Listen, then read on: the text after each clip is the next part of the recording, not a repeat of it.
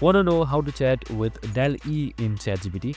Well, no worries. In this video, I'm going to show you an easy step-by-step guide on how you can do it.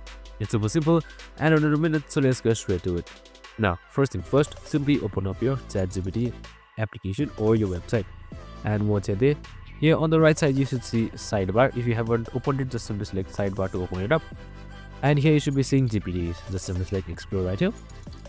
And once you select explore, just simply scroll down or on this interface tab right here, you should be seeing DALL-E. Just simply select it.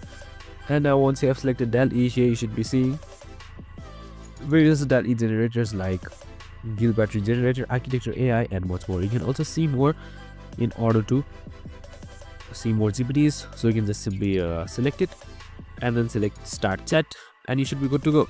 I hope this video helped.